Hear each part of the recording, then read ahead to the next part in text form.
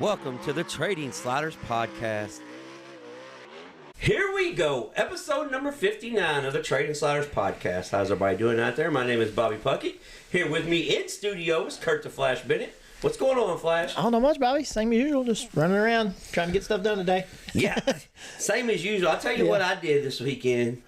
I was really stupid. I decided, because people know I put race car bodies on and work on race cars. Yeah. I decided I'm going to do a whole job in one damn day. I am not that young anymore. I'll tell you that. I feel it today. Yeah, you learned that you're not as young. No, I am sore, so I feel like I done got my ass whooped. You just got to get back in shape. Yeah. Well, round is a shape, Flash. I don't know how much you don't understand. Like, I know. Trust me. I am in shape. Yeah. I am round. Yep. But this week's guest is Walt Swafford. I always screw his name up. Yeah, I think it's Swafford. It's Swafford, yeah. But every time we say, hey, take care of the people, take care of us, Walt from Speedecals is this week's guest.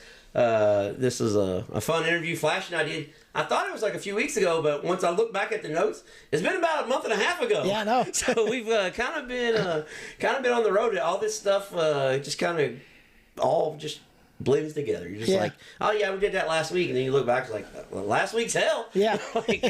But yeah, we sat down with Walt. It was a good time down there, and every time we go to the town, we always stop and drink water from the creeks and everything, because Campbellsville, Kentucky produce race car drivers. Just in case we ever decide to race again. Yeah, just in case. We stop by, we drink out of the creek. We try to be as good as Jeff Watson. You know, we try to do our best, but it was a fun trip down there to the House of Race Car Lettering in Central Kentucky. Yeah. We say this each and every week. Please take care of the people who take care of us. This week's show being brought to you by Diesel Boys LLC. If you need any type of diesel truck work done, injectors change, fuel pump change, anything, like right now it's getting cold out. Yeah. I'm sure, fuel filters need to be changed because diesel trucks always gel up. Yeah. But reach out to Brandon Hooker and Diesel Boys LLC. And I guess he's still doing where he's got fix the frames and stuff on the Legend cars too. Yeah, if you took your Legend down to Nashville this weekend and crashed Thursday, and from the video I seen, there's a bunch of them. Yeah, you can might want to get with him. Yeah, you can bring your car up north, and they can put it on a jig because they are a. It's not now 600 because that's the micro Smith 600. Whatever they are, whatever the Legend car is, that's what they do. Yeah, they're a certified dealer now. Our deep dive is being brought to you by Kentucky Clutch and Performance. If you need any type of automotive clutch for any type vehicle, make, model, doesn't matter what it is, farm tractor, Toyota Celica, anything whatsoever, reach out to Chris and the guys at Kentucky Clutch and Performance. Yeah. And speaking of that, if you bring something in that's a Chinese tractor and it's broken 9 different pieces, Bobby can fix it. Yeah, but I'm not going to. I'm just letting you know. Get another tractor, all right? Pain in the ass. Last week I had a couple of stuff that was pains in the ass. Yeah. As a week that I was sick, so I felt like shit all week. So it was one of those weeks. But our crash of the week being brought to you by D.O. Handyman and Remodeling. I know it's cold outside right now, but he does handyman work. I don't know if he does leaf removal, but if he don't, he might want to put it on his... I don't think he does. Yeah, I wouldn't. He might do leaf removal out of the gutters for you. Yeah, well, that's what I was getting at. Yeah.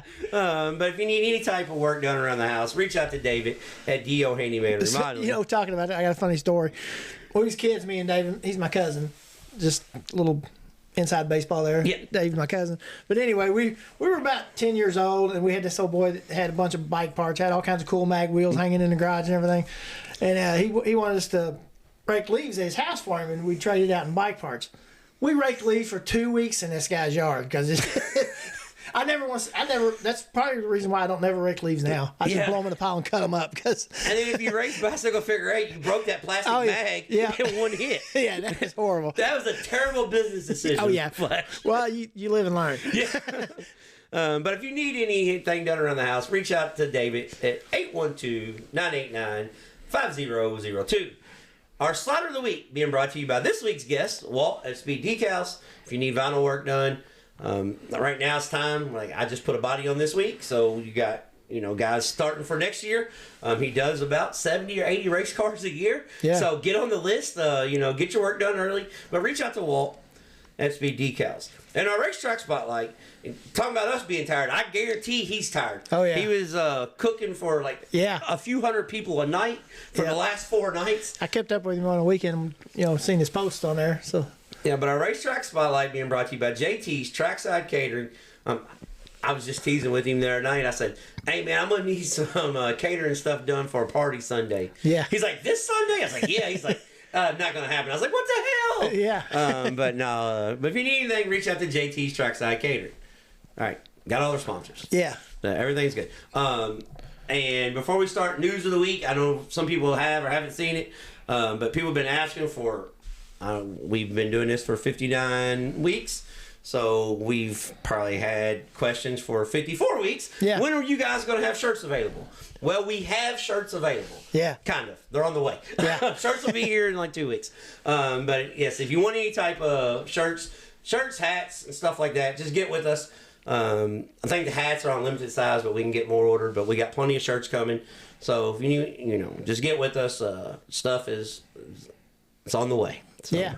And we want to say they look pretty good too. And we want to say thank you to Dylan Baldwin, Dilly, for taking care of us on the kick-ass design. Had a bunch of people reach out to me and ask about, hey, who did your design? I said, well, it's a 16-year-old kid that did our design. Exactly. Yeah, but yeah, Dylan Baldwin, supporter of the show. So thank you. All right, Flash. News of the week. Start off World Finals. World Finals had a little bit of everything. Oh yeah. We got plenty to talk about the World Finals. We crowned 3 champs there. Millbridge is still Millbridge. It's a must go to.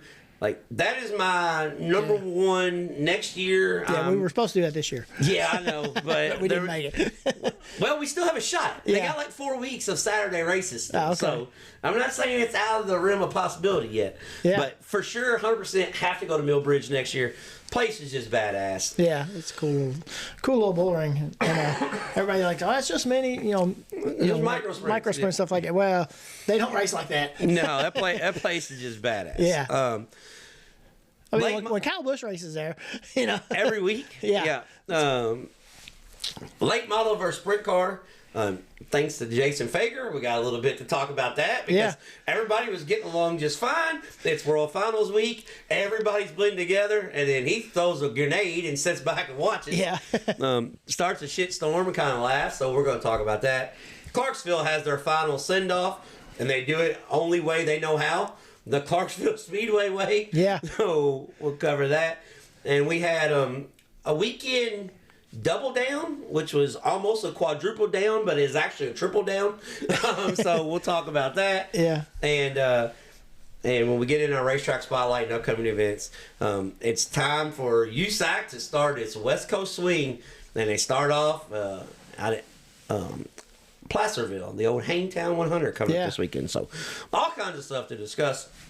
We'll start off with Millbridge because they were the ones who kicked off the World Finals week with the Midget World Championship Monday and Tuesday. It was a great week to be in Charlotte, especially because they raced Sunday because they got pushed back last week.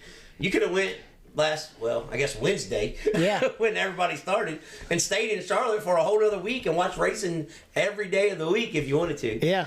They had their own Indiana Sprint Week / Chili Bowl just with everything there. Yeah. But Millbridge, Monday and Tuesday. Monday, they had 26 midgets and 45 micros. I think they lost 1 micro Tuesday because they had a pretty bad micro wreck. That almost the gate that they leave, the dude tried to leave with the gate up. Oh, man. It was a nasty one. It was could have been crash of the week, but with it being a 13-year-old kid, I didn't really want to make that crash of the week. But it was a pretty hard hit. Yeah. Took him a while to get him out of the car. So Monday, the midget, Carter Sarf took the win over Cannon McIntosh. Carter Sarf started 9th and took the win, just throwing absolute bombs. I mean, haymaker after haymaker. I don't know. Millbridge doesn't even look that wide. No. For them to run 3 and 4 wide. No, it doesn't look that I mean, it's especially where the inside berm is. And another thing, if you got a racetrack and just get rid of the U tires, the inside berm is so much better. Oh, yeah. Not because of people hitting the U tires, but because the guy can put the left front over the berm and then kind of twist the car and turn off the berm. Yeah. So, like, Millbridge is top dominant. It's kind of like having a cushion on the inside. Yeah, a reverse cushion. Yeah, so they can use it, yeah. Yeah, so Millbridge always has a cushion on the outside. Yeah. So they got a reverse cushion on the inside. And it was just a really good race. Actually, there's a lot of racetracks with that berm on the inside that's good racing. I mean, you got Knoxville, Iowa. Yeah, they got a berm on the inside. That's, well, I know a lot of the places out in California do because they don't even want Uke tires around the racetrack. No. Well, I mean, we've seen some bad wrecks at Charlotte last week because of the Uke tires, you know. Yeah. Now, usually the Uke tires win. Yeah, that's what I'm saying. They Yeah. usually, they do way more damage than they do good. I don't understand the whole Uke tire concept, even though I ran around them my whole life. But, I mean, it sounds like a good idea. Yeah. We'll put this big ass tire here, and you can't cut the corner off. right. But Yeah. Well, we had speed bumps and tires where I was at. And we still tried it. So. oh yeah, yeah, because especially where you grew up racing, there was very few of you guys that say, "Hey, this outside groove looks okay." Yeah. They say. I think I might have clipped the Uke tire one too many times. That's why I decided to start running the outside. I was gonna say, how in the hell did you ever clip a Uke tire when you got spun? Yeah. I've never seen you down there. Yeah, that one of the hardest hits. One of the hardest hits I had. I did get spun and hit the Uke tire sideways, and the guy hit me in the door on the other side. Man, I think I broke some ribs that night and just never got checked out. Yeah, well, that's because you was tough. Yeah. Well, thought I was. Yeah, yeah, until the next day. Yeah. You're like, damn, man, I don't know if I'm gonna be able to work tomorrow. Yeah. So that's what went on Monday night. Tuesday night, Jacob Denny took the win. Started sixth and took the win. Carter Sarf ran second, but Carter Sarf started second. If you look on my race pass, he started second, finished second. That wasn't the story. Per berm we was talking about. Yeah. He clipped on lap 1 trying to do a little crossover. Oh, yeah. Spun her out. Went back to 21st and ran second. Jeez. So it was a hell of a race. Yeah. But Jacob Denny took the win. Young man out of Ohio. So he's crowned the Extreme Midget Champion. He was the Power Eye Midget National Champion. Oh, and guess what? As USAC starts their West Coast swing, he sits fourth at USAC National Midget points, just 70 points out of the lead. Oh, yeah. He legitimately has a shot to win all 3 National Midget Championships in 1 year. Yeah, that's pretty cool. That's a damn good season. That takes some doing there. Yeah, that is keeping the Keith Coons guys busy. Yeah. Oh, yeah. But yeah, Jacob Denny, hats off to the Extreme Midget Champion, and he took the win. It was kind of the norm this weekend, except for Bobby Pierce. Yeah. Everybody else was like, I'm gonna win the championship and win my final race and call it a good year. Right. But yeah, so Jacob Denny has a legitimate shot at winning 3 national championships in 1 year. And that's pretty damn cool. So I'm pulling for him next week. I think they got 7 races still. So yeah, so he's got a good shot at it. 70 points isn't hard to make up. Especially going to the bull rings. Yeah, he's a bull ring guy. Right. So he's going to his kind of racetracks. Yeah, he's already took his lumps on the big tracks. Now he's stepping in his game. So we're going to pay attention to that. Next up on the docket, Clarksville Speedway send-off flash. Did you see the pictures of the racetrack? No, I didn't get to see them. Okay. Well, all you would have seen was people. Yeah. You can't even tell there's houses over there anymore. There were so many people at Clarksville. It was unreal. Yeah, packed place. Guess what else there was a lot of? Race cars. A lot of race cars. Yeah. Guess what else there was a lot of? Wrecks. No, divisions. Oh, yeah. Yeah, divisions. Divisions. Yeah.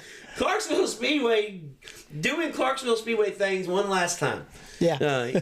Our man just goes, you know what? Screw it. What curfew? Yeah. We don't care. We're done at the end of the year. Or done at the end of the race. Yeah. So 13 classes. Yeah. Absolutely insane for a one-day show. Yeah. I know they had 28 late models, I think. Yeah, 28 super late models. Like 24 602 late models. Yeah. They had good car count. About 185 cars with 13 classes. The Southern Thunder Super Dirt Car Series.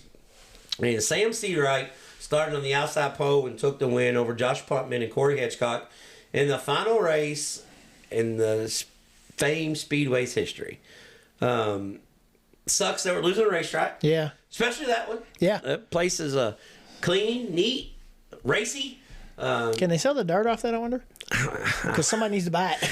Yeah, I think they should at least scrape it up.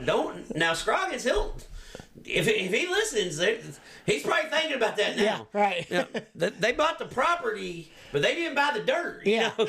So he's got some kind of contract. Trust me. Yeah. If it's possible, he's going to do it. Yeah. But what I did see was I think the drag strip is going to be open until March. So I guess everything is, they're going to do the Christmas shows and the lights and all the fair. But this is just the final dirt track race in the history. I think phase 1 is actually going to be where the dirt track is. So they're going to bulldoze all that stuff over while the drag strips on the backside. Yeah. And so the fairgrounds and drag strip is all going to be there till March.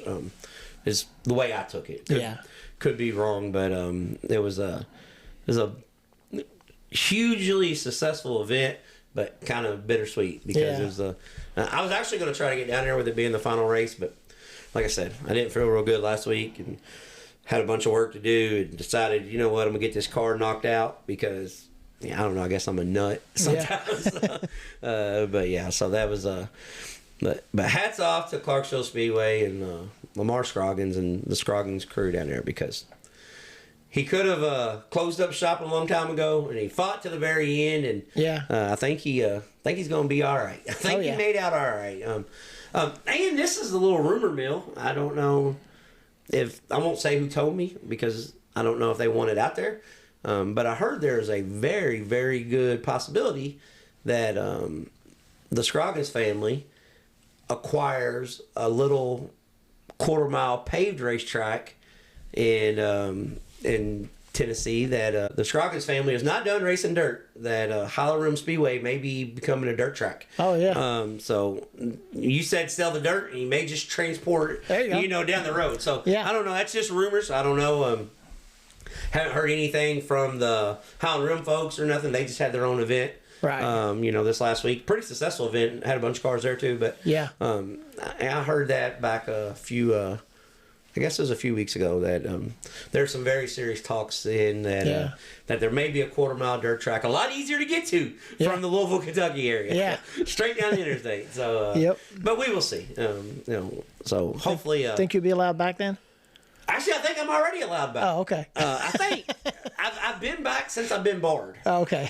I've actually been back twice. Yeah. Stopped in one time, wasn't nobody there. Just wanted to take a look around at the place.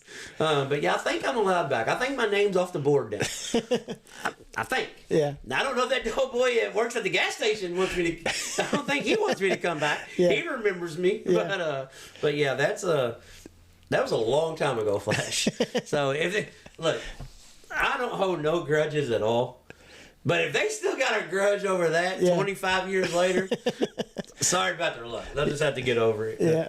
It might even be damn close to 30 years. Yeah. Flash. The Texas dirt track, they had super late models, USRE modifieds, and the Powerhouse sprint cars this weekend. And I didn't get to see a whole lot of it. I seen some of the highlights. And I don't think a lot of people have seen much of anything because I've seen so many people bitching about start to finishes media coverage. Oh, yeah. Because they had some buffering issues and things wouldn't load. And so the streaming was getting killed by the people on Start 2 Media. Yeah. So I hate that because those guys are easy to work with. They're one of the few guys that is really, this is the way it needs to be, and pretty transparent. Yeah. That being said, they did have some streaming issues. But there was some guy that showed up and decided, I'm just going to win every damn thing. So Kate Diller goes out. They got 52 late models. 52 super late models. Friday night, Kate Diller wins the late models. 65 USRA mods. Guys there, Rodney Sanders, Tyler Wolf. Yeah. Kate Diller wins the mod feature. The next night, Saturday, Kate Diller decides, I like winning so much, he wins the late model feature again. Yeah. Runs second in the mod feature, got beat at the line by a nose. Kate Diller almost won 4 features in a 24-hour span. Yeah, that's pretty cool. He won 3. So we don't really have a top dog of the week like the old Louisville Speedway Oscar Mayer top dog of the week. But if we did, it would, if we can get a sponsor, we will do a top dog of the week. Yeah. But just want to give a hat shake to Kate Dillard. doing K dealer things.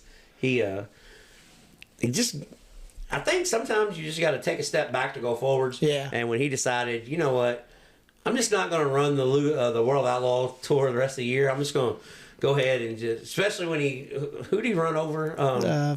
Albertson. Yeah, he ran over Garrett Albertson, all mad at him. Decided, you know what, I'm just going to take a step back, go build some car, go race my modified, get my head right. I don't know. You know what the last night used to be at the sports room? Yeah. He might have been thinking about that. You know, Yeah. maybe Albertson still remembers it. Yeah, I don't know. But yeah, so I don't know. Was Albertson at? Was he there at Charlotte this week? I don't know. I don't think so. I don't think he was. No, I think actually I think he was at Texas. Oh yeah, where they were. I think. okay. Yeah, He might have been. Yeah. But yeah, so that was He might have been working his way on back towards where he's from. yeah. Well, I'm gonna go race where he's racing. Yeah. I owe him one. Yeah. What's his schedule say? All right, let's go there. Yeah. But yeah, so No, Alberson's a good dude too. yeah, another good dude. I think he's one of them guys that just knows stuff happens, you know. Yeah, so hat shape to K Dillon. All right, Flash. Now we're going to get into the meat and potatoes of the show, I guess. The slaughter of the week, the crash of the week, World Finals, the whole deal. But before we get into the World Finals, Jason Fager, Yeah. who doesn't mind speaking his mind, and honestly, I know Fager gets kind of a bad rep from kind of being not arrogant, but a smart ass. Right. But when I see a guy after the race stand there and sign autographs and sell T-shirts, obviously he's selling shirts, so he's wanting to make money. But when he stays to 2 a.m. at Fairbury, when he doesn't have to, Yeah. So Fager's a good dude. I've talked to Fager multiple times, but he was talking about the sprint cars because Thursday night there's the World Outlaw Sprint Cars did their damnedest to be a rookie division. They look like they didn't have no clue what was going on. Right. Front wheel drive at a beginner division. They had 4 or 5 wrecks on the start, cars spinning out. The weather is so nice, and when I say nice as in cool, Yeah. they were burning 1.5 gallons a lap. Jeez. Well, guess how big their fuel cells are? 32 gallons. Yeah. So Guess how many laps the feature was? 30. No, 25. Oh, was it? Yeah. So I'm gonna say that. on the third caution, they go red flag on lap 5. Yeah. So Fager just loses his mind. I mean, can they not just make the race shorter? Because they're not going to make it to the end regardless. So Fager's just like, and somebody comments, and then Fager sitting at home just hanging out like everybody is. Well, apparently he likes him because he's watching anyway. Well, no. Yeah, He that's what I'm saying. Well, let me put that. He even said, Yeah. hey, I'm not trying to bitch because I love sprint cars. Right. He even put that in his post. Yeah, that's what I thought. But evidently the guys reading the post Yeah. either can't read, read what they want to read about the sprint cars and starters, and Right. because they glossed over the whole point where he said the racing is exciting, but they started at the but. They skipped that whole other part. Yeah, this is gonna sound bad on me too, but guys, 30 years ago when they ran the series out west on TNT, on TV, they had starters on the cars. I still don't get it myself, but Well, here's one thing though. Here's one thing that I'm kind of on his side. Yeah. Well, here's one thing that I will say about that. Part of the, not mystique, but part of the intrigue Yeah. of sprint cars is because when they're idling around, they're so quiet. Right. When they push the sprint cars off for new fans, You don't hear them. you don't hear them, and then when they fire off, it's just tradition. Oh yeah. It just is That's what what it is. I think it goes back to more tradition than anything. Because I seen a post the other day where somebody is making a rear end with the starter in it. Kyle Larson's cars. Kyle Larson is experimenting with running one all next year in the high limit deal. Yeah, because I seen that they actually had it made and everything already. So I thought that was pretty cool. I mean, like you said, but I think a lot of that is just tradition and nostalgia as far as pushing the cars off. Well, and here's the thing. I don't mind it. I mean, I'm just saying it was just 30 years ago they had them where they would start. The only negative is if there is 2 or 3 red flags. But I'm going to go to bat for the sprint car guys on this because Thursday night the week before, they had so much problems at Charlotte. Yeah. The track was packed in so tight. They had a hell of a monster cushion, but it was the dustiest I've ever seen in Charlotte. Yeah. So they're going 2.5 seconds faster than the late models. Yeah. They're running into each other. They can't see. Yeah. I mean, they're going that fast. Yeah. So the wrecks that happened, they were just guys popping each other in the ass. Yeah. Sprint car guys don't. Hey, it's too dangerous. They don't don't want to be running. Yeah, they don't run into each other on purpose. So that was the.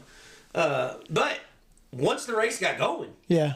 I mean, Corey Day went from 21st to 3rd. Yeah. And he only did it in like the last, because the first 7 laps there was 1 lap at a time. Right. Yeah. So the was Fager also the one that was talking about the time in the pits? Yes. Yeah. Which I will agree with him on that. I will. There is one thing that I will agree.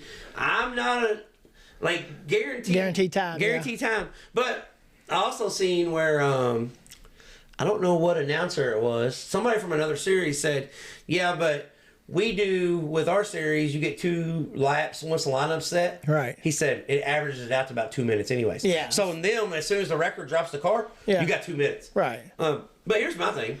If it's not a flat, well, I can't say that either because they changed an axle the other night in a minute 30. Yeah. So I can't say nothing. But yeah. But no, I'm not a huge fan of guaranteed time either. Yeah. But with that being said, being a racer, you want that time. Oh yeah. Especially first lap, something crazy happens. So. Yeah, exactly. But Fager he got the late model and sprint car guys arguing back and forth. And then so we had something really good is in the World Finals. Everybody goes together. Everybody hangs out and watch every race. Yeah. He's like, no, screw that. Let's get everybody pissed off and fighting each other. Yeah. And I don't think he actually meant to. I think it was just a little bit of sarcasm, like, oh God, we got to push him off again. Yeah. And then it's like, ding, ding, ding, ding, ding.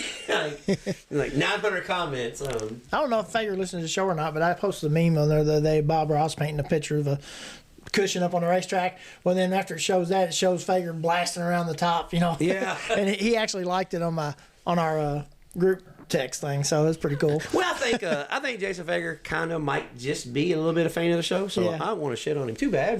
But, but with that being said, I mean, he didn't mean nothing by it. I don't think he was doing it to start a shitstorm. I think he was doing it to just be like, Jesus. But, he's sitting there watching the race, something to do while you're waiting. just to. And I mean, as a guy that is a loyal race fan like myself, it did take them a while to get going. Oh yeah. They did. They had like 4 cautions in a row in 4 laps. Now though too is most tracks have so many push vehicles that they have everybody pushed off within like a minute. Yeah. Almost everywhere you go. But it's not like it used to be where you had 2 record drivers and they run jumping tires and everything else when they're pushing them off. So Fager started a shitstorm. That's cool. Flo got the last laugh come Friday or Thursday on Dirt Vision. So we got Dirt Vision versus Flo. Well, Thursday night, Rico takes the win. Corey Day's the story, runs from 21st to 3rd. Yeah. So High Limit is all the story for their sprint car. Yeah. We go to the World of Outlaw late model race, and poor Ruben, who I really like, but Brandon Shepard was a former Outlaw champion. Now he competes with Lucas Oil. Yeah.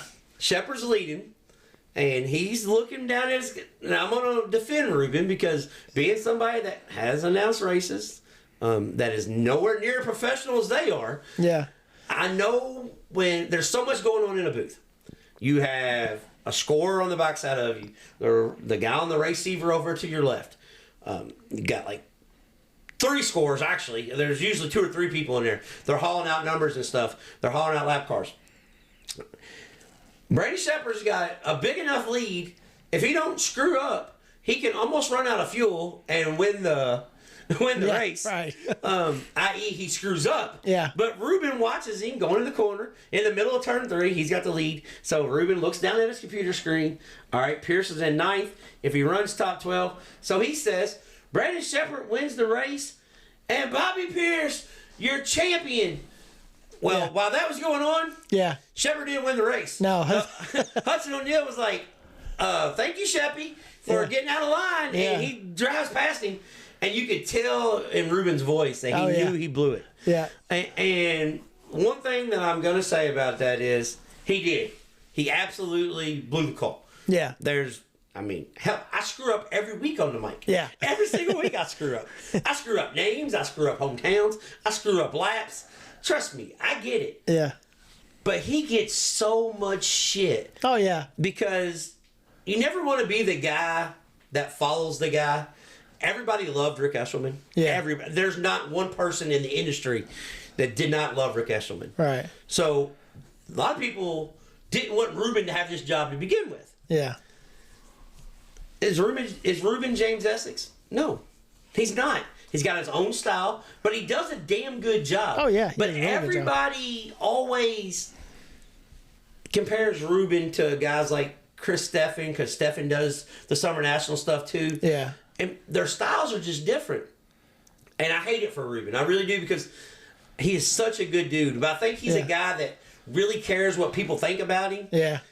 And he's sitting next to Johnny Gibson, probably the best series announcer. He's definitely done it the longest. Right. So you're sitting next to a certified Hall of Famer. Yeah. You're trying to call the race, the series.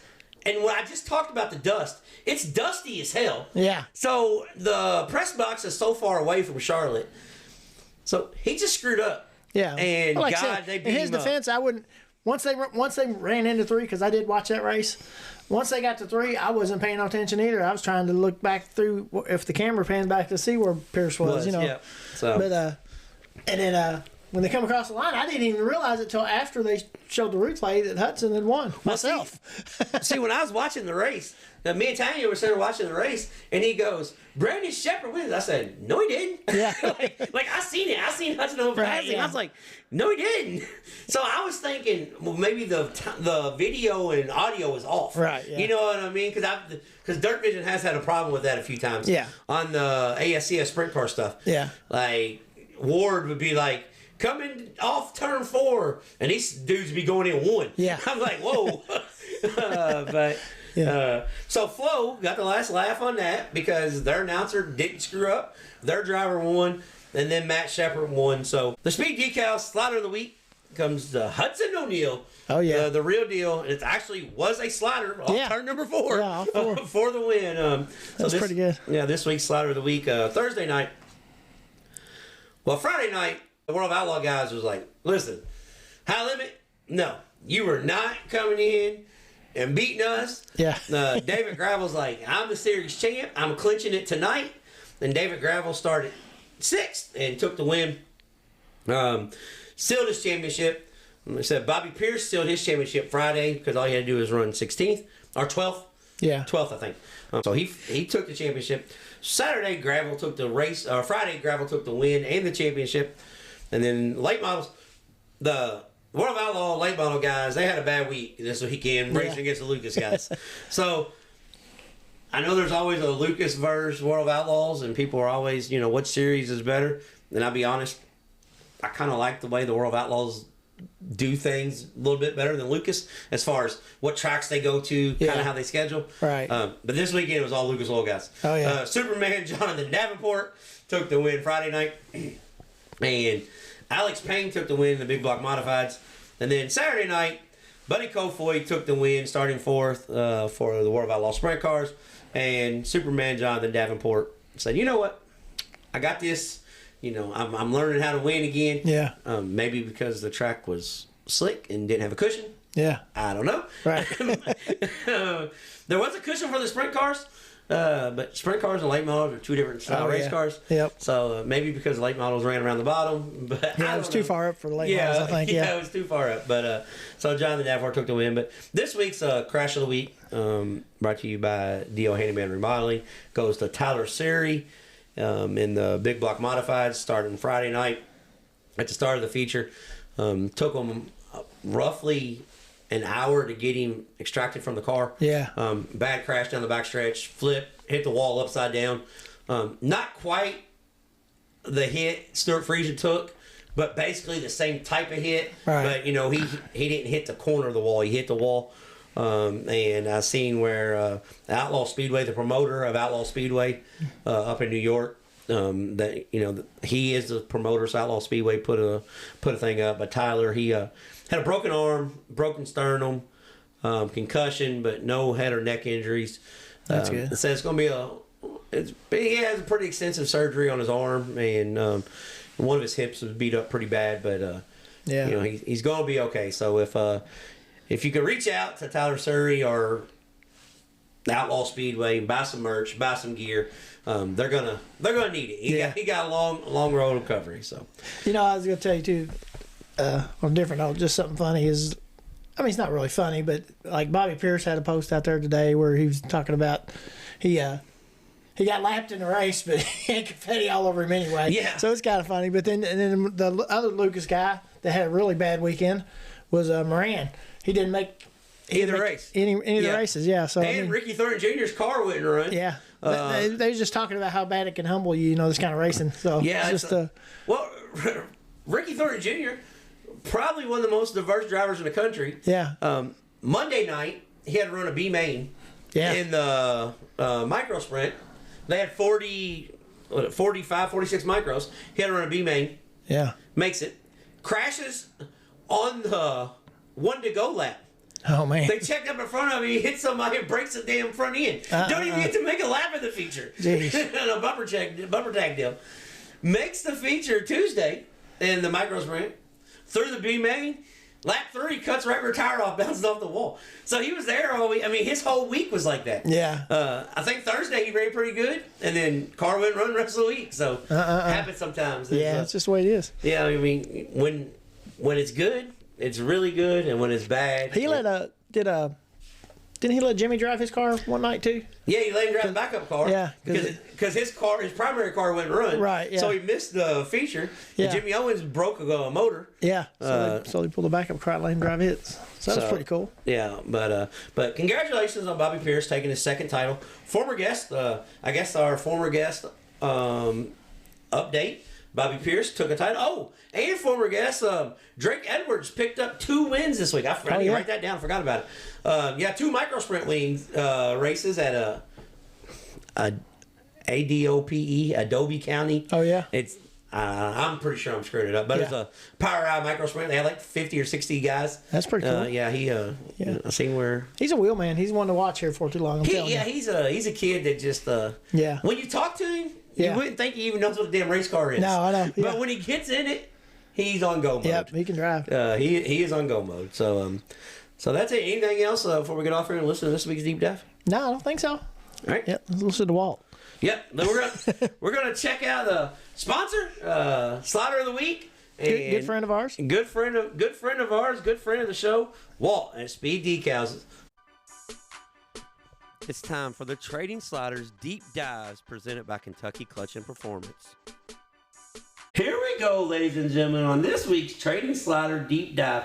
Flash, when we say if you got any type vinyl work, reach out to Walt at Speedecals. Yep. We have the man, the myth, the legend, Walt. I'm going to skirt Swafford. That's Swafford. it. Yep. Okay. I'm terrible at names. Chase will correct you if you get Yeah. No shit. Yeah, Chase will correct you. But Walt from Speedecals, thanks for coming on, my man. Glad to be here, buddy. So first and foremost, we always start off with a tough question. I've known Walt for seems like forever now, so I really don't have no tough question to ask him right off the bat, Flash. So I'm just going to get right into the meat and potatoes of it.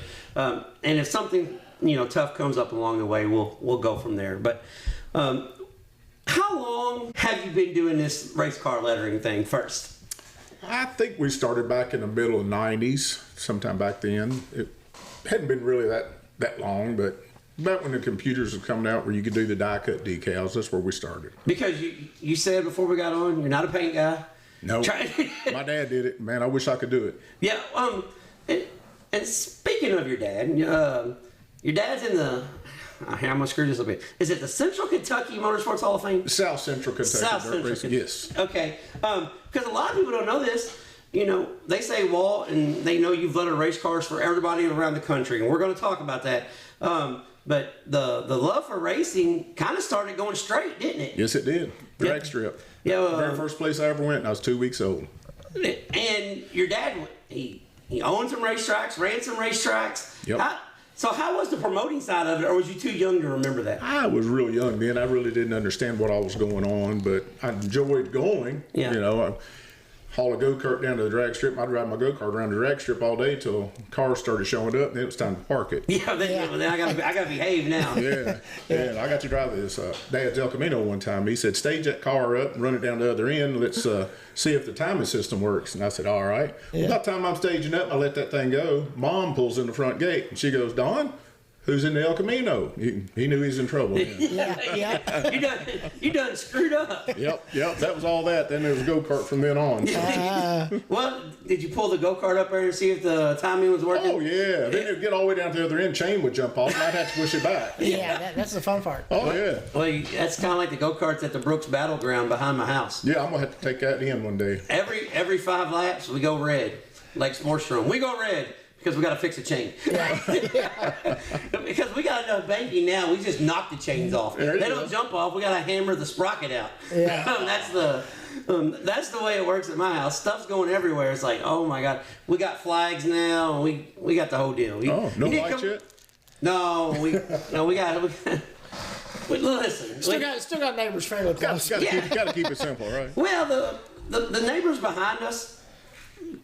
They can't hear, so we're good. Oh, yeah. We got new neighbors to the left. I don't really know them that good yet, but they didn't bitch at all when we covered their cars with dirt when we added the new dirt. So, evidently they're pretty good. They might enjoy it too. Yeah, they're pretty good. When you started this race car lettering job, did you ever imagine it would grow to what it is, or was it I know you had a sign company and you was doing.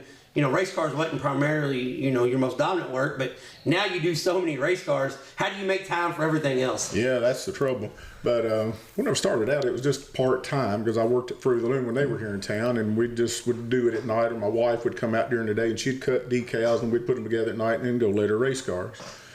But it just kind of snowballed. That was back in the days when you had to overlay them and all that. Oh, yeah. Yeah, that's fun, ain't it? We got to do so many cars, and we was overlaying them, and it's just, he was working 24 hours a day, and I told my wife, I said, I'm done. She said, why? Yeah. I said, because I can't do it no more. Right. I said, I ain't got no me time, and I said, I'm getting ready to order a printer or I'm shutting down. She said, get on the phone. So the wrap machine just really made a world. It made everything so much easier. Yeah, I was looking at my post a while back, and I lettered my first late model, and I had a picture of all the paper laying in the floor where I was overlaying everything, and I said, I'm calling Walt next time.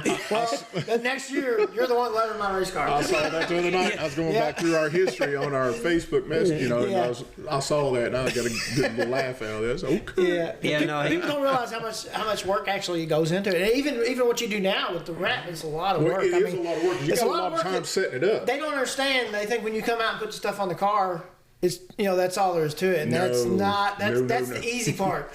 What's kind of like the podcast? Yeah, that's the easy fun part. Is what that is. Like the part we're doing right now is the fun part.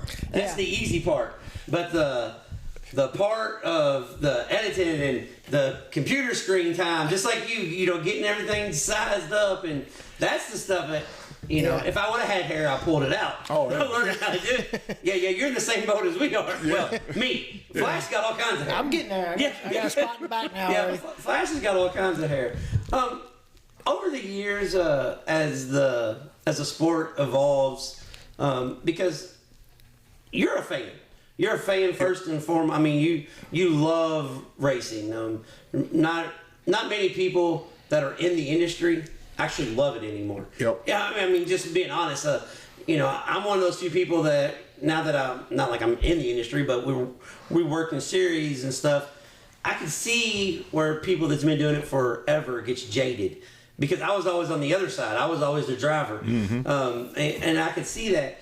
Is this still fun, or is it you get to a point where you're just like the work, the people calling and complaining, got to get this done? I don't know how much more fun this is. I still enjoy it. I mean, even if a guy calls late, he say, hey, I needed a car done by the weekend. I usually try to make room for him, just like this truck out here. This guy just showed up, hey, I got a truck, need it done. So I ain't going to tell him no. Yeah. But, there's times that, you've got 5 or 6 cars scheduled to do that week. It's hard to really squeeze somebody in unless they're just wanting a set of numbers or, something simple. It's hard to go and do a whole wrap. Yeah. But then if I got time, I will. Then he's got guys like me. He's like, hey, Walt, I need 400 stickers this week. Yeah. Hey, Walt, I need. You know I got your back. Yeah. You got guys like me. And he's always saying, sure, no problem, but I think he's actually thinking, this asshole. Yeah. Why does he need him this week? He don't know how busy I am. Yeah. Over the years, this is a funny story. I know when Chase, your son, and your mom still goes to the races quite a bit. This has probably been 20 years ago. So I get to Ponderosa Speedway, and it's full. And of course, you know me. I was running a little behind. I'm better now, but then I was running a little behind. And I squeezed in and sit in front of your mom. Didn't know her from Adam. Knew you through the racetrack, but not the friends that we've grown to be. And your mom says, who are you here with? And I said, I'm just here watching. And we get talking. She goes, well, my son letters most of these cars. And the cars go out there. And I said, yeah. Well, that next week, she said, I'm leaving. I said, well, it's nice talking to you. She said, okay. She said, the Northern All-Star late models are coming to town next week. You going to be here? I said, yeah, that's the plan. I said, but, I build houses. At that time I was building houses. I was like, I'm probably going to be here late. And she said, well, I'll save you a seat. Never met her before in my life. I show up the next week, and Tanya's like, we're going to go there. It's going to be so packed. Because we're getting there like at qualifying time. Yeah. She's like, it's going to be packed. I said, no. I didn't even know her name at the time. I was like, no, this lady told me she's going to save us a seat. And she goes, you think somebody you bullshitted with at the racetrack's just going to save you a seat? We roll up in there, only spot open on the top row. I was like, I told you she saved us a seat. Yeah. She don't forget nothing. She can remember stuff, and she tells me about it. And I said, how do you remember that? I said, I can't even remember what I had to eat yesterday. And I said, you don't, Yeah, but it was I met her the first time at Lawrenceburg earlier this year, and she talked about some of those stories, with you guys and going to the races and everything. It was awesome talking to her. She loves to go. I mean, she was bound and determined to go to Eldora this year. She about got down because she decided she wanted to walk to the T-shirt trailer. She got there. She like not made it. Yeah. I mean, if I was 87 years old, I'd probably be in the same boat, Yeah. But she does really good for her age. She does. Yeah. She does good. But she is a die-hard race car fan. Oh, yeah. It doesn't matter. Late models, modified, so it doesn't matter. She is tuned in. Yep. I mean, she can tell you who drove for who owned the car. She can tell you who she doesn't like because of the T-shirt sales. Yep. Exactly. We're not going to mention those names, but she can tell you who she doesn't care for. She threw a driver out of the T-shirt trailer one night. Yeah. Of course, Gerald had her. She was in there selling T-shirts, and a driver had slipped in there she did not care for, and she said, "That's my chair. You get out of it right now." She said, "He went right out the back door." Yeah. So a lot of people don't know this, but you moved to Indianapolis, the race heaven of the world. That's where I'm going to retire one day. My wife don't know that yet. Well, she knows that, but she tells me I'm going alone. But the day that I retire and decide I'm just going to watch races for the rest of my life and not work, I'm moving to Indy. At least I'll have a house in Indy. But you lived in Indianapolis for a few years, running the roads on the T-shirt trailers, working with Arizona Sports Church. Yep. A, how much fun was that? And B, how tiring was that? Oh, it was real tiring. Yeah. But man, it was a blast. I really enjoyed working with those guys. There's a lot of good people up there. Gerald and Carl Korbacher that owns the company, and we went to Brownstown the races one night. Got done there, went to Indianapolis, got another trailer, and drove straight to Hagerstown, Maryland. Is that is that when you got the speeding ticket? No. Okay. No. No, that was the time that the bird hit the windshield, and Gerald laughed at me all the way back. We were somewhere up in the mountains in Maryland, and a bird hit the windshield, and I about jumped out of my skin. Yeah. And Gerald, every time he'd look over at me, he'd just wad up laughing. And we still laugh about it. So, selling the T-shirts and seeing that side of the industry, and when you come back home to do all the race car lettering, did the design part, did that come in and be like, man, I know if I letter the car like this, it'll look good on a shirt? Or did that ever pay off? Yeah, you kind of learn, we was in that business and different designs and different stuff. It kind of worked out to where, you kind of learn your colors, what colors work good together and what don't. And What just did you always trying something wrap different. Steve? Did you do Steve Francis's brown on brown car? No, I didn't. Okay, do I was that. saying because I'm allergic to brown. I was gonna say if you did, that color didn't work. Man, there's certain colors I won't use unless somebody requests And it. what I you like know? about all Walt's lettering is you can actually see the cars on the track. You can see the numbers. that's you know what I that's- mean? that's the There's deal. certain cars that you can't see the numbers on, Yeah. like when they're on the other side of the racetrack. But Yeah, that's the whole deal is making sure Yeah. that car you can see it because if you got a sponsor on there and you can't read it, It's you know not- it ain't you might doing as them well not have justice. it on there, yeah. you got to be able to read it. But the graphics has kind of calmed down a whole lot on the Yeah. dirt late models. It's got a lot more clean. I really like it a whole lot better, and I've been convincing a few of these guys that on asphalt to kind of the clean look, really promote your sponsors a lot better. Well, I got bad news for you, Walt. The asphalt guys want bright over Yep. top bright with brighter. Yep. they just do. Yep. And they race with good lighting, Yep, so it yeah. makes no Yeah, sense. yeah. They want everything bright. Yep. Yeah, I can't say anything. I was at one time, but the dirt guys were like, well, give me a flat wrap, put a little chrome around it here, just a little bit fluorescent around the number, and send it. I did a car for Doodle Ferris one time and we did a matte finish on it and then put the fluorescent on and left it gloss. And I really did like the way that looked. That was pretty cool. But he had a few people that said they didn't care for it. And I said, well, it's just an acquired taste. It's just something different. Just trying to raise the bar, I guess. Well, different strokes for different folks. Yeah. I really liked it, though. I thought it was pretty cool. When you was on the road, I don't know how to ask this the right way. Did your how you say that word, perspective? Is that like what you think about somebody? Yeah. Perspective. something like it. Yeah. Is that how you say that word? Did your perspective change of certain drivers because of dealing with them and dealing on the other side? Was it just like, I mean, did you get where you was like, man, I used to like that guy, but now I don't? Or was it it's a business, everybody's going to stay professional. Well, Let's just get this done. Kind of reverses. There's a couple of drivers I thought were really jerks the way they raced. I just thought they were a little rough. But then after we got to doing T-shirts for him, got to know him and everything, I thought different. Hey, he's pretty cool. Yeah. So, I won't throw no names out there, but he was, I'm still a fan today. He manages a racetrack now, owns one. So Okay, yeah, well, yeah. good guy. Yeah, he is a good dude. I know you're talking about there. Funny story, since people may or may not know. I sent him a message a few weeks ago about getting an interview, and I didn't hear nothing back. And then the very next day, when I planned something else, he messaged me and goes, "Man, I'm sorry, I just seen this. I'll get you in 2 weeks when I get back in town." So that guy you're talking about, that's going to come back full circle. Oh, yeah. And then everybody will know who it is. Okay. Yeah. But a lot of people, they judge a person by seeing something happen on a racetrack if you've never met them. Right. But this show right here will show the other side. Yeah, well, that's like Kurt. I mean, everybody in the world thinks he's a fighter, a crasher, just rough driving. I'm like, hey guys, I know Kurt. He knows I can't fight. Yeah, I'm like, I know Kurt. Funny that isn't it? Yeah, like he's not wrecking you to fight. Oh yeah, they're rough. I'm like, he may be just a little rough, but that's not what he's going for. I promise you. Yeah, I said, I've been down the road with him. Trust me, he's not going. He doesn't want the confrontation. Yeah, he don't per se want to back away from it, but he doesn't really want it. Yeah. With you being such a fan, and you and your son Chase, you guys travel a lot. First off, Chase says he does all the driving. He does. He'd rather drive, and I'm all for it. Yeah. Well, the funny thing was, we left Bloomington one night, and he goes, "You care if I follow you out of here?" I said, "No, I don't care." And I said, "Why?" He goes, "Dad would be sleeping before we get to the red light." I said, "It's a half mile." Yeah. He said, "Yeah, I know. You see this line to get out of the parking lot?"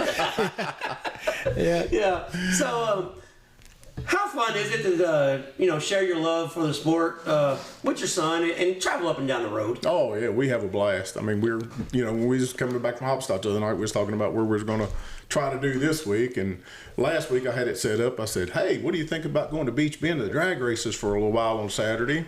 I said, the Ifleys are down there racing. Let's go watch them. Then we'll head on up to Hobstadt. But he didn't go for it. We decided to sleep in a little bit Saturday. So he's the responsible one? About halfway. Sometimes he is. Yeah. No, he's the one that has to drive. Yeah, Spencer used to go a whole lot more with us, but I'm sure he'll go to St. Louis. He's got some buddies he's been running around and been in some weddings this summer, and he went camping last weekend. So he went. Well, he had a terrible weekend then. oh, He went camping. He went camping, and you went to Hobstadt. Yeah. There is no way. I think I'll win. Yeah, you won that one for sure. What is your favorite style of racing? Because you see everything, you watch everything, you letter cars. Right. What do you prefer? Man, that's hard to decide.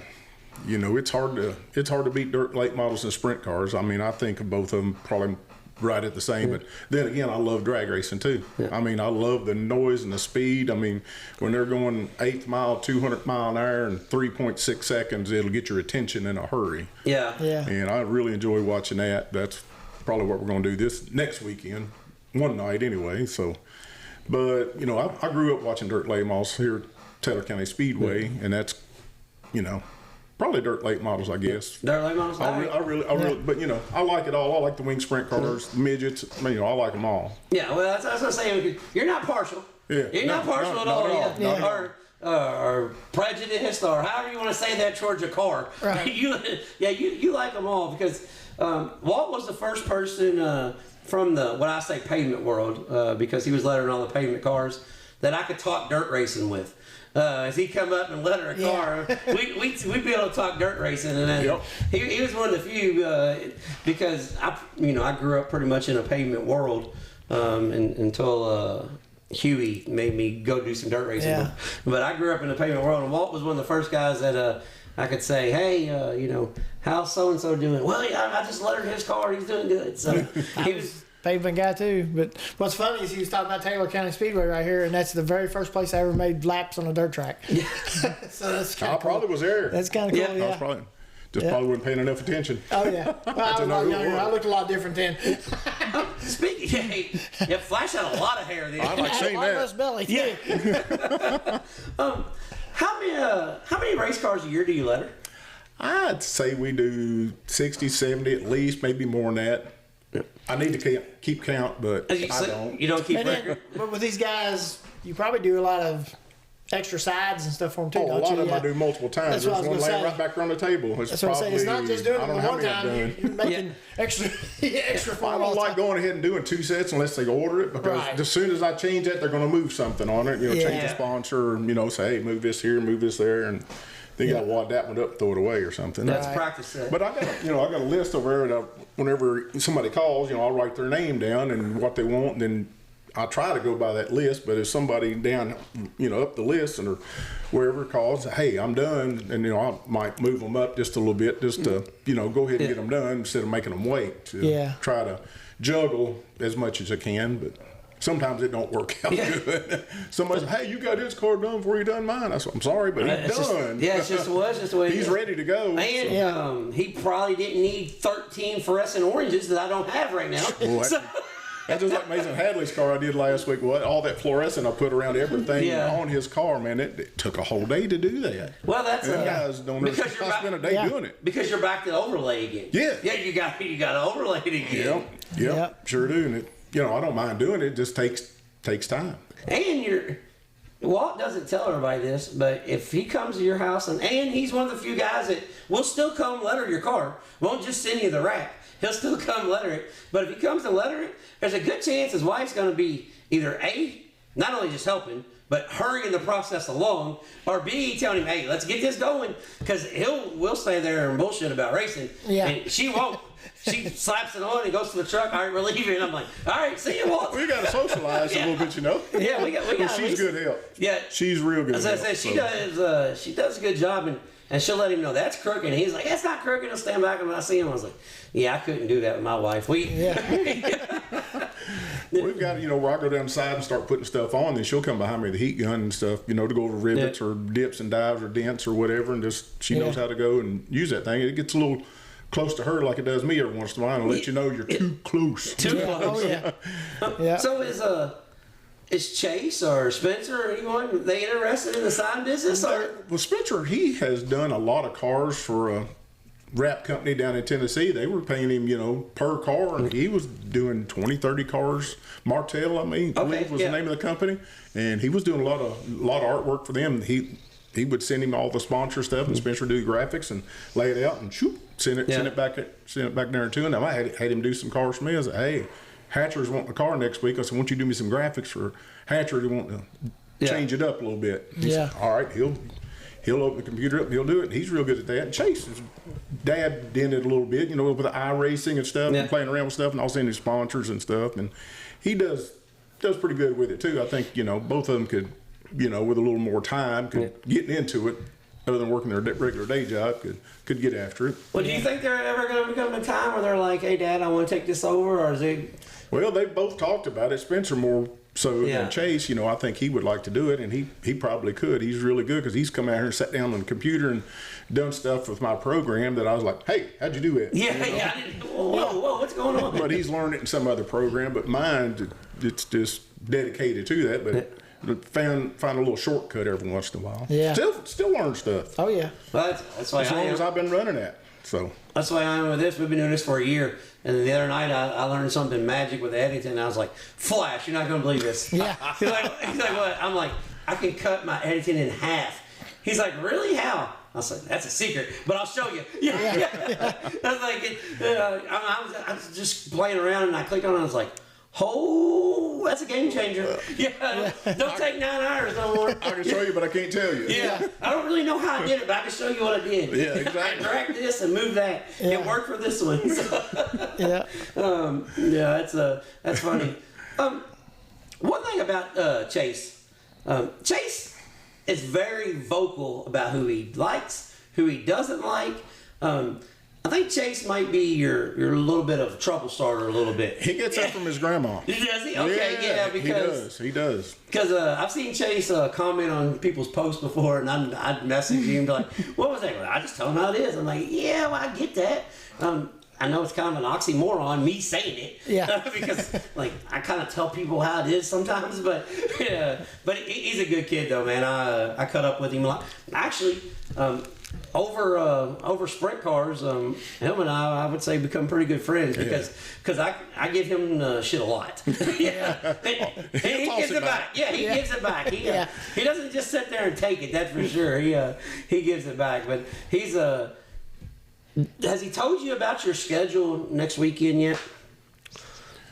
You're not going to the Dirt Track World Championship if he's got anything to do with it. There's a very good. I'm gonna just put it out there.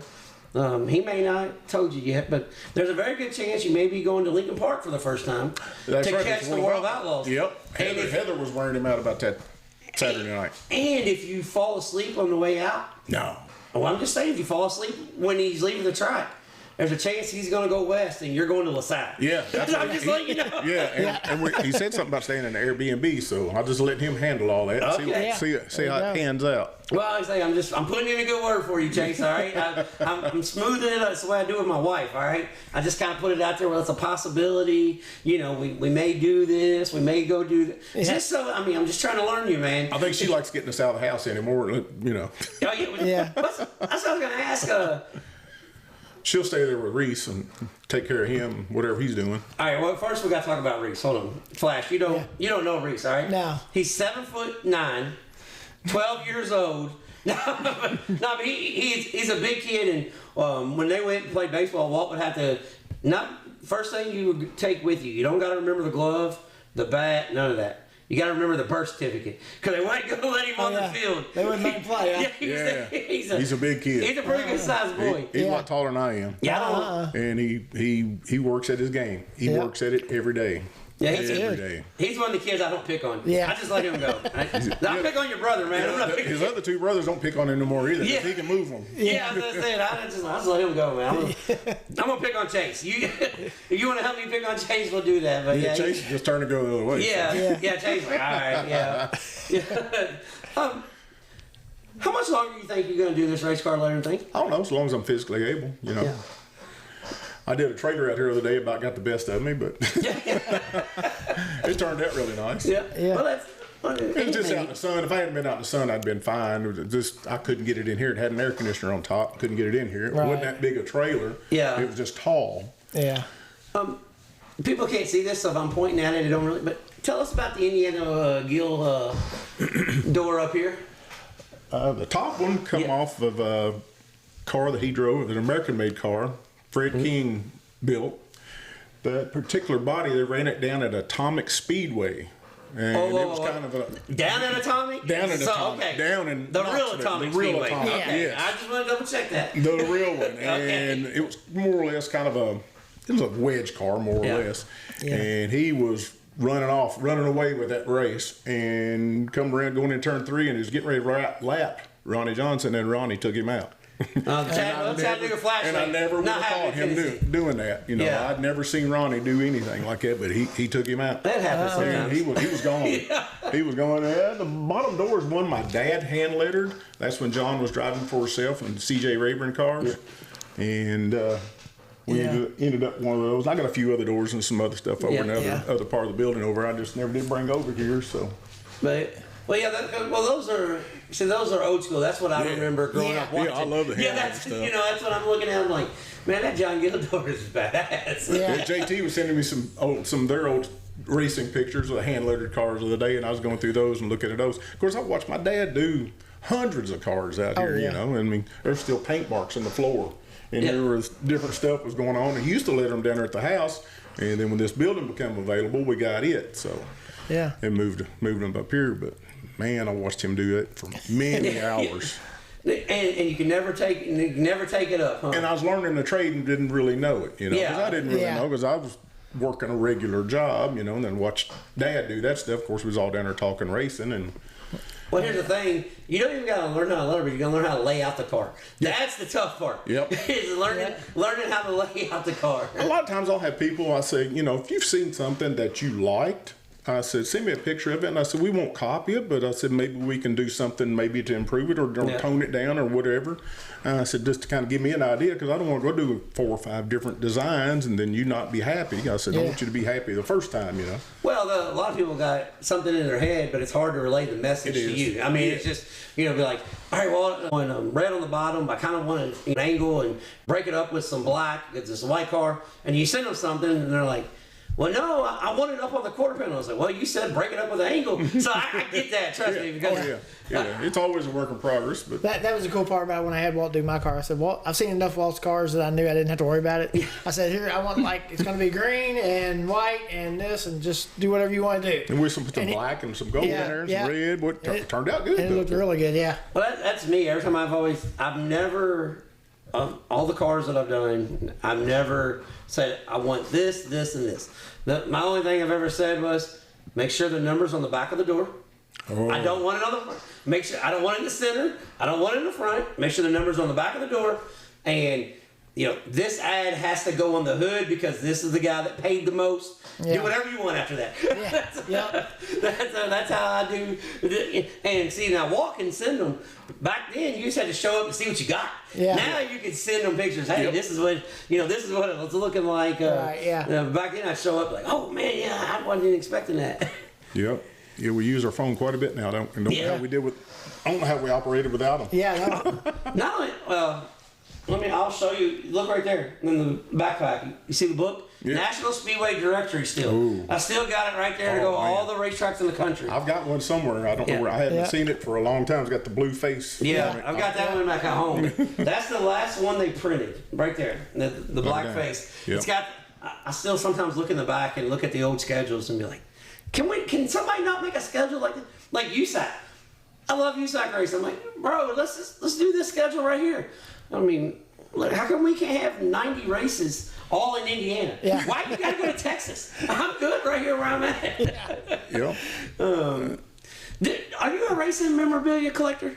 I used to do some of the die-cast late models that got putting out so many and they kind of got expensive, and I just kind of backed out of it. It was something I had a hand in, usually I'll, like to have a car. That's what I was going to ask. How many of the cars have you lettered and you're like, I've got that day, I did that, so I've got that. I got a few over here on the shelf and getting ready to put them on a new shelf, but I've got a whole bunch of them at home, but I know we was talking about the red farmer car earlier, then I got some, Steve Landrum cars, and just several others that I've got over. John Gill did several John Gill cars, especially when he drove for Jeff Harrod. The Harrod Farms car. Yeah, Harrod Farms car. But it'd be cool if they'd go back and do some of the older cars. I'd really like to have one of the Indiana Gill. Where's the Indiana Gill car at? We want that one. Yeah, man, I'd like to have one of those myself. We might be able to make that happen. We can find somebody that can do that, I would think. You're a fan. You're in the industry. Where do you see, and we'll go dirt late model because you said that's what you like the most. Where do you see dirt late model racing right now? What's your take on it, and where do you think it's going? I think it's pretty strong right now. But the guys that are really strong have got deep pockets. I mean, the engines have really, they've just almost got out of control price-wise. But I don't know what they would do to fix that. Yeah, that's. Other than killing the sport, but price, the local super late model racing's pretty much, it don't happen anymore.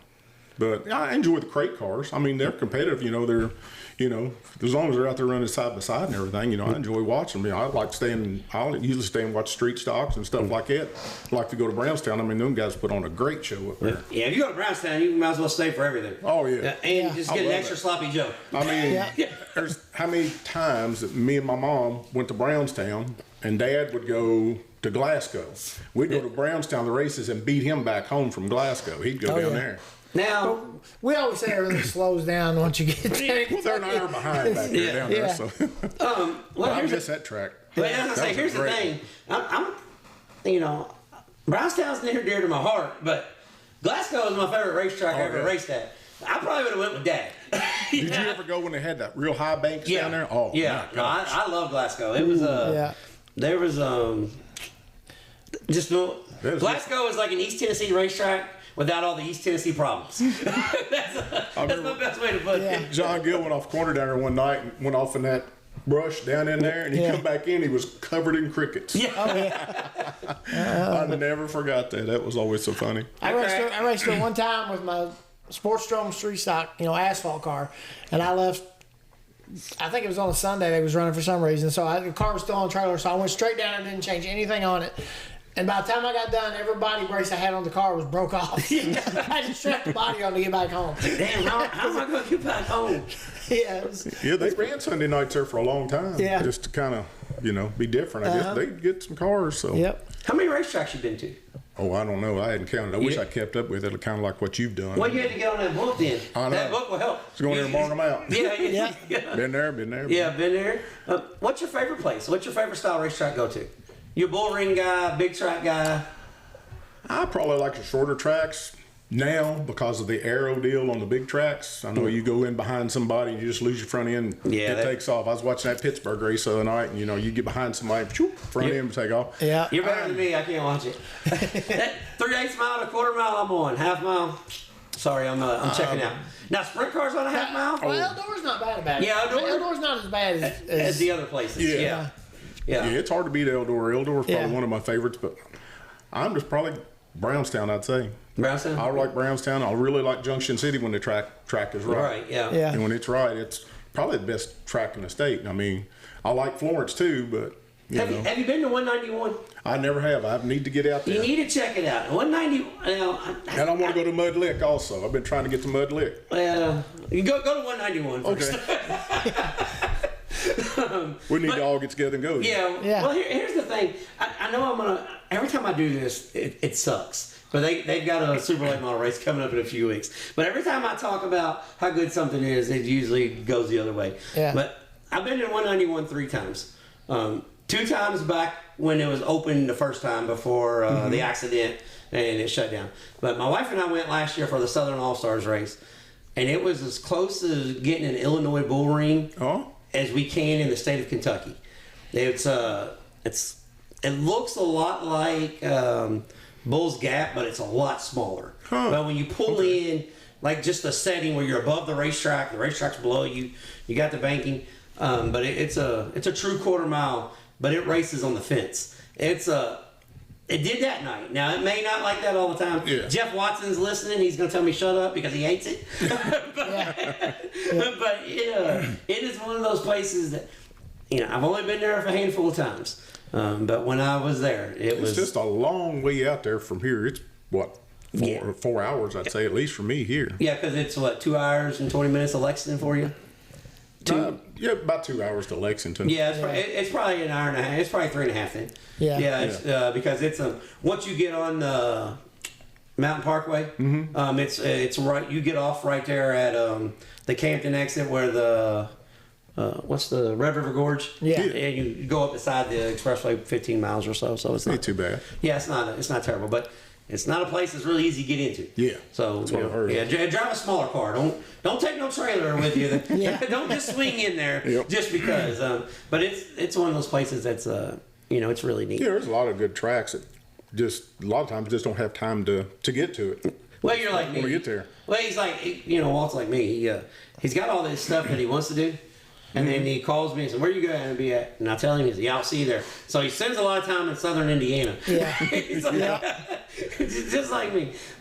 Seen him at Tri-State this year. Seen him at Bloomington this year. Yep. Lawrenceburg. Lawrenceburg, yeah. Yep. I got a story though on Walt and Chase going racing. Chase told me, he said, "We're going to be at the racetrack early. I'll save you a seat." I said, "All right, I appreciate it."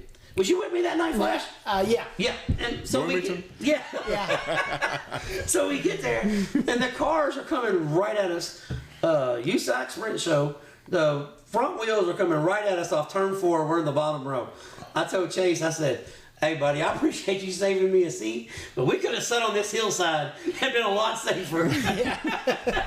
Yeah, I said, I'm not griping because, as Chase said one time, I was at Tri-State earlier in the year, and he messaged me and said, "Hey, how many people you got with you?" And I said, "There's 3 of us." He goes, "I'm gonna sneak you in the boozy section up here." He said, "I can get you up here in the good seats." But I told Chase, I said, "Man, I'm glad you got me in the good seats because the Bloomington, you're trying to kill me." We're good seats. We can see real good. Oh yeah, no, you see good. Kept you down where the action was. Yeah, I was reading the Hoosier on the right rear, thinking, "Please stay on, please stay on." And nobody hung it in the fence was all right. Yeah. As I told him, I've been there when Dickie Gaines knocked this fence down. I don't know if this is a great seat. Yeah. So That's another great racetrack. Bloomington is. Oh Yeah. man, It's one of my. I've said this before on the show. If we lose that racetrack, I'm gonna lose a part of me. Yeah. That's one of We those all places. will. That's one of those places that I absolutely love. It. I know it's had its ups and downs, but Andy Bradley and Pat Sullivan, everybody that's involved in Bloomington Speedway right now.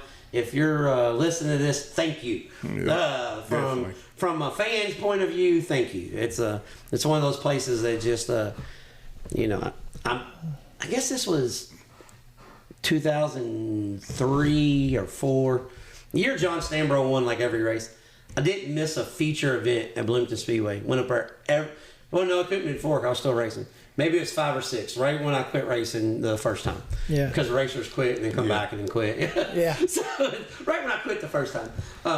So I told my wife, I said, I'm just gonna go and watch every sprint car, every late model race that I didn't get to see because I was sitting in staging lanes while they were out there. Because I never got to see the feature because I was in staging after them, you know? Right.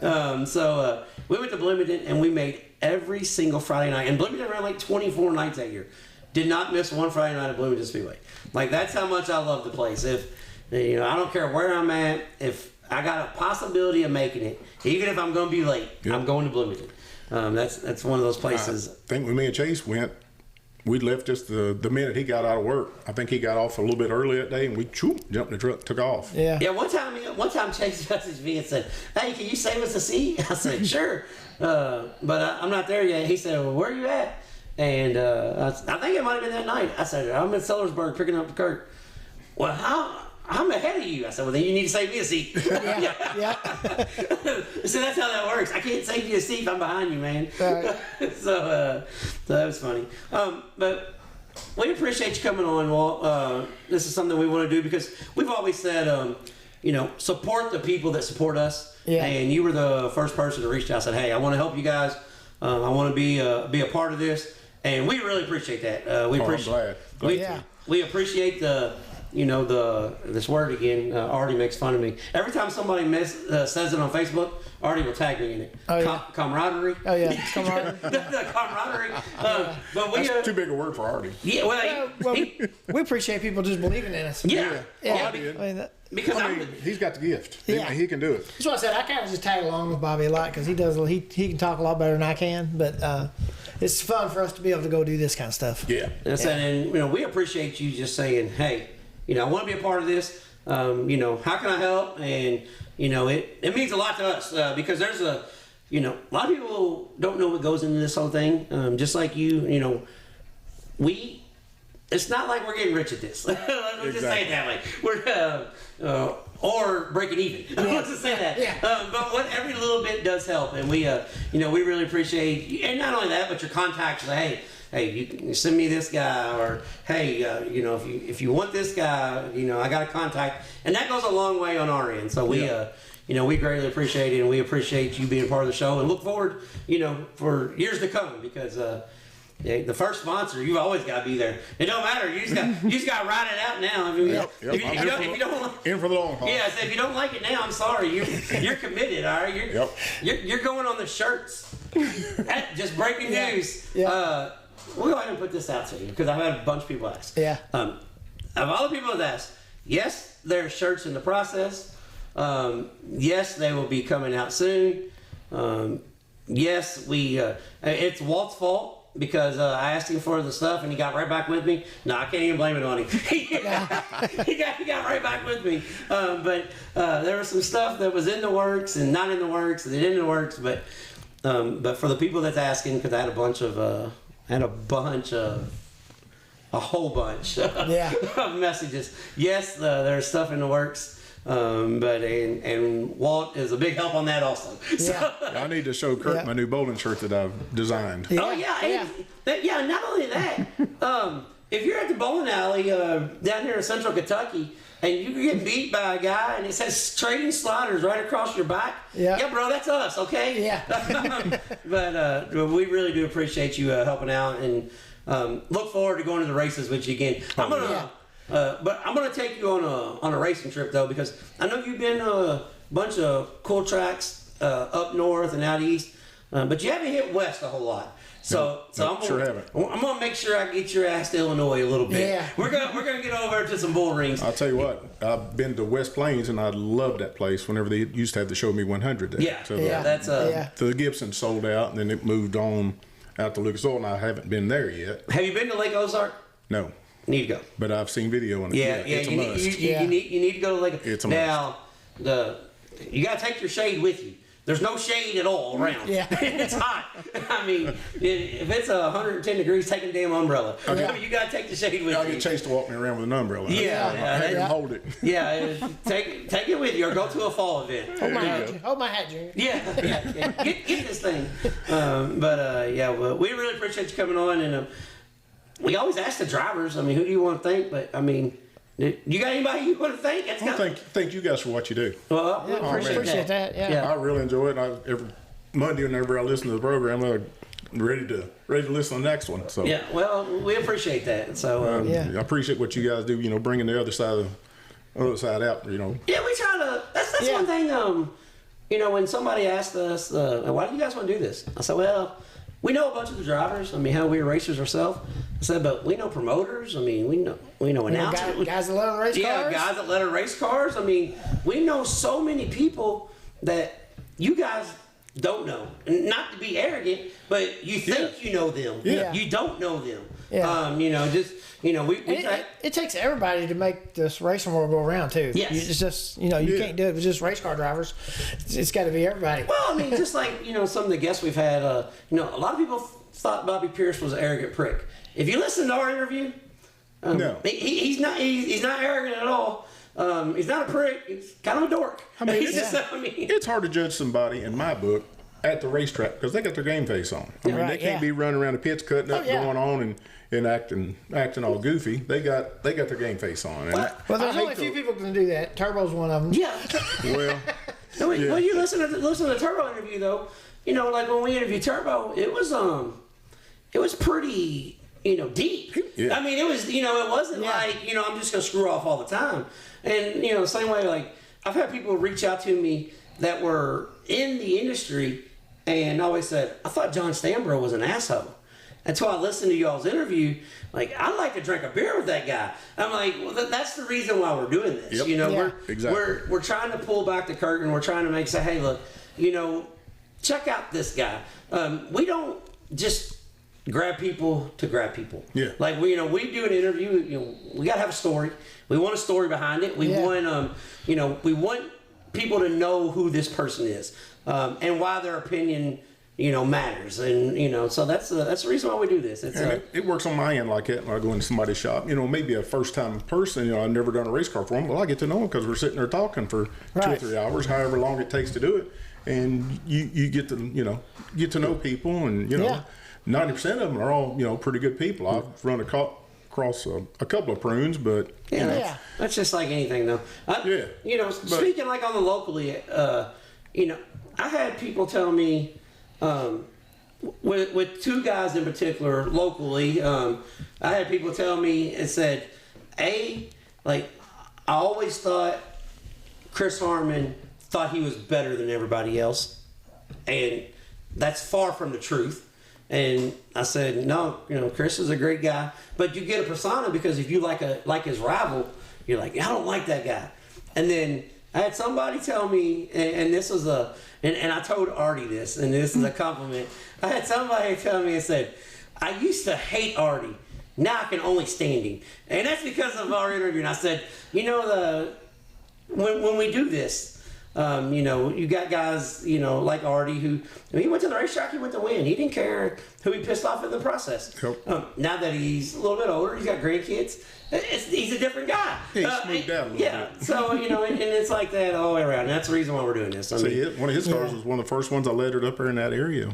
Robert Earl, and I think Dennis Noel may have been in half on that car, that black 38 with the green number and green flames and stuff. That was one of the first cars I'd done in that area up there. And, I can thank Artie for kind of getting me in the door up there, and opened a lot of other doors. Yeah. So, but I met a lot of good people up there. Did you hear that? You met good people from my area? Yeah. No. Bro, I'm from the hood. Don't be telling people that. Here I am. I'm trying to let everybody know I'm from the hood. You're telling her, everybody's good up there, man. Well, it's good to me anyway. Well, change that. See, we're still tough over in my neighborhood. Yeah, you got to be tough to live there, right? Yeah, they don't tear down good neighborhoods. So. Nope. But thank you again. We really appreciate it. Yeah, thank you. All right, Flash. That was Walt at Speedecals. Pretty cool dude, huh? Oh, yeah. When you see Walt, he's always at the dirt track, but a lot of people don't, probably didn't know that his family started out in drag racing. Yeah. And, his dad's in the South Central Kentucky Dirt Motorsports Hall of Fame. Yeah. I think that's what it's called. Motorsports Hall of Fame. Yeah, whatever it is. I screwed it up. I screwed it up in the interview. Yeah. I'm going to screw it up now, and I'll probably screw it up when I type it up when the show goes out. Yeah. But yeah, he's his love for all motorsports. And one thing that's cool to me is him and his kids go and do this. Yeah. His mom still goes. His wife don't go as much anymore, but they're all family. They go out. From selling T-shirts in a trailer to creating designs to his mom throwing certain sprint car driver that was the won the most championships of all time out of the trailer. Yeah. We won't say the name. Yeah. But there's there's some really neat stuff on that interview that we just try to, bring all aspects in when we do this. We cover late models, we cover sprint cars, we cover figure eight racing.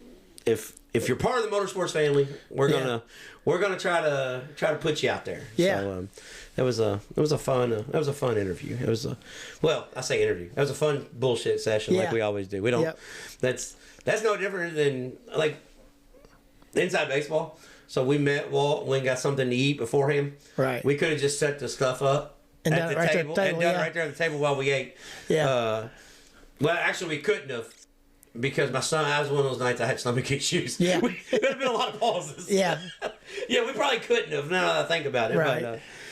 But yeah, thank you for Walt for coming on, hanging out, and giving his little insight of his journey. Yeah. And if you're ever down in the Campbellsville area, reach out to him, stop by and see him. He's got a couple cool John Gill doors hanging on his wall. Yeah, those were pretty awesome. Yeah. I thought that was one that his one dad of the cool hand things painted. hanging. Yeah, his dad hand painted them, so that was pretty awesome there. Yeah. And you may or may not see people's raps for people getting hired for jobs and all kinds of stuff. Yeah, when you're there. Yeah, you might know what's going on before it's going on. Yeah, you just might, because let's put it this way: if you let her 100 race cars a year, you know a lot of people. Yeah. So we might get some information occasionally from you.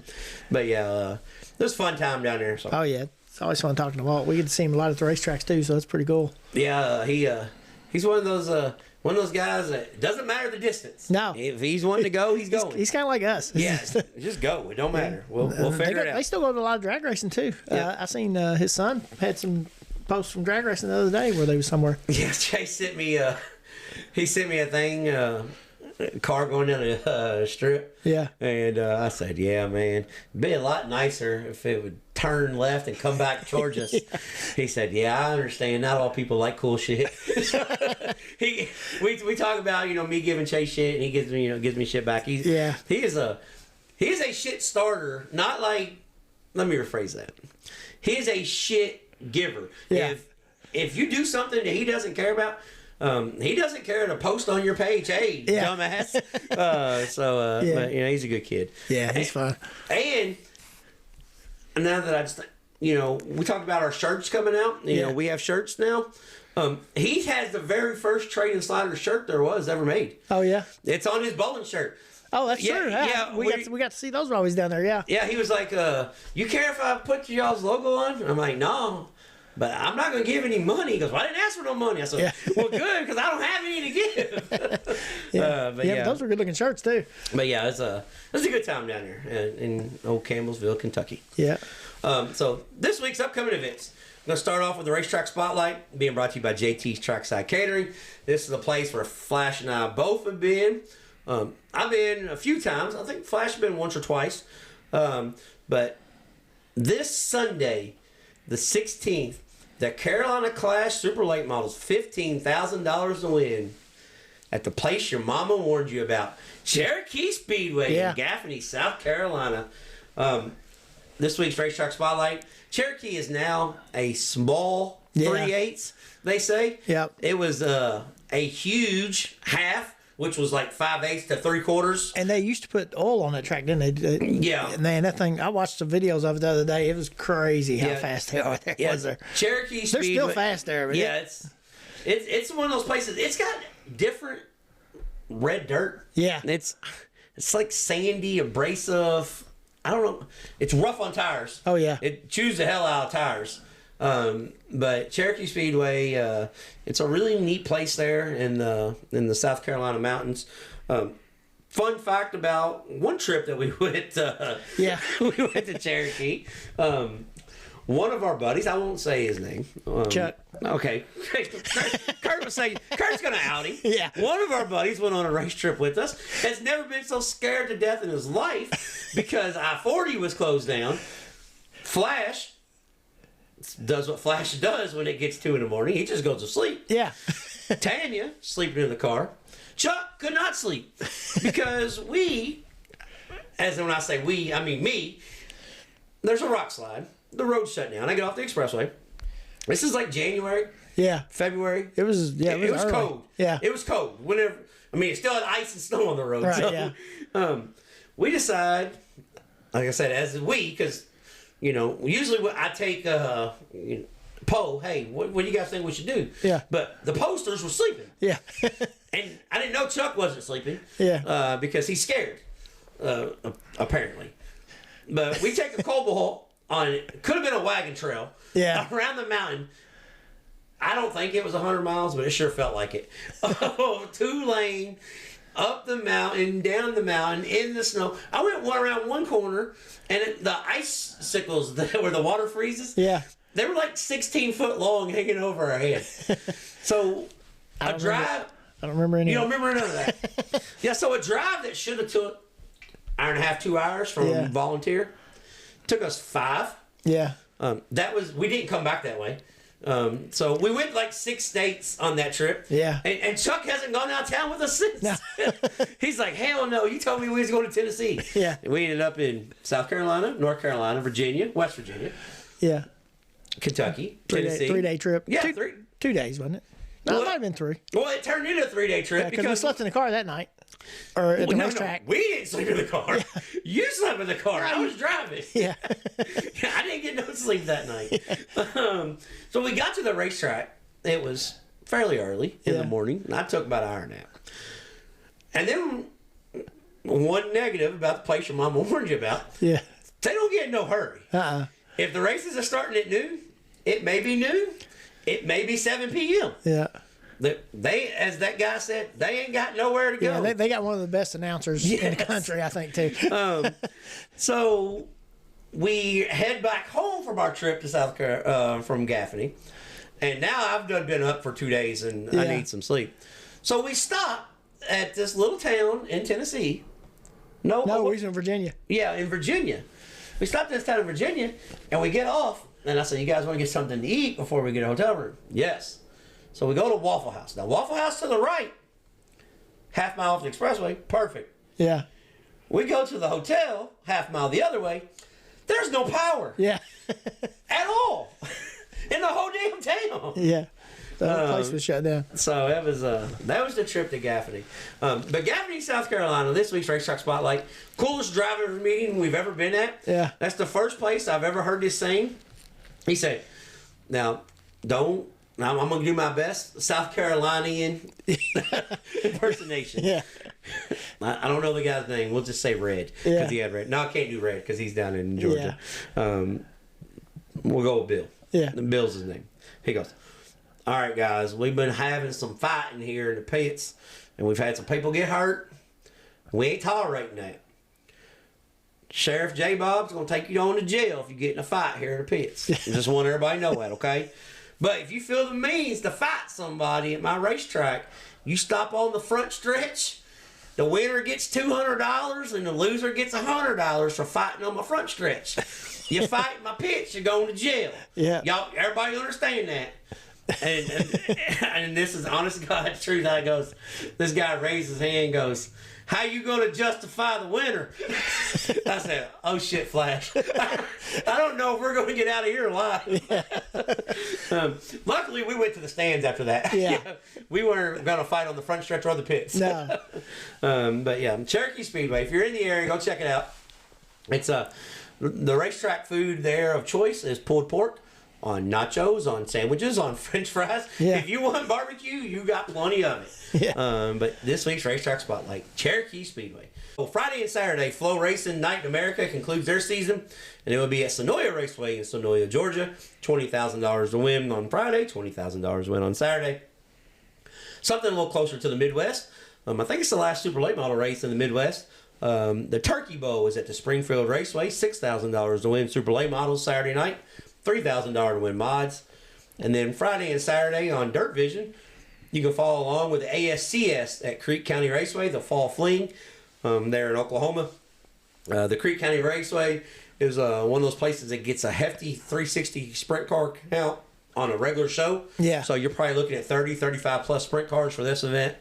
And then Friday and Saturday, the USAC National Midgets are starting their West Coast swing of race number 1 and 2 of 7.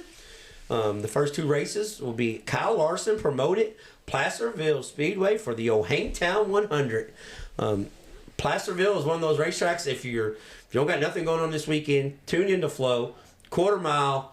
When you hear us talk about a racetrack, we say it's a California style racetrack. Yeah. This is what we mean. It's going to have character. It's going to have juice. It's going to have a cushion, and they're going to race all over the damn place. As I say that, I'll probably rubber up single file rubber now. up on the bottom, yeah. But Hangtown 100 Placerville Speedway. I'm looking forward to that. And the King of the Ditch was supposed to happen last week or 2 weeks ago at Riverside International Raceway. Got rained out. And so their $5,000 to win sprint car race is scheduled for Saturday. And then the final event in our area, well, I say our area because we go there all the time. Right. But the I-75 Raceway in Nikita, Tennessee, the Gobbler. $2,500 to win limited late model, and $2,000 to win open wheel modifieds. So that's what's going on this week. Yeah. Got anything else, Flash? I don't think so. Right. So just remind them if they want a shirt, they might want to get with you guys. yeah, reach out to us. Yeah. We can get you taken care of on that, and hopefully, like I said, hopefully they'll be in within 2 weeks. That's what she told me, so we'll see. Yeah. I will say though, I'm gonna screw her name up. Double Deuce. Thank you for being so accommodating so quick. Yeah. Because I kind of was. I won't say I was dragging my feet, but last week was just complicated. So she took care of us on, she bumped us up in line. Let's just say that. So, get out, support a racetrack for the season. Well, the season's never over, but not anymore. It's never over anymore. You just got to make further drives. We appreciate you guys for hanging out with us each and every week. Until next time, we'll be training sliders.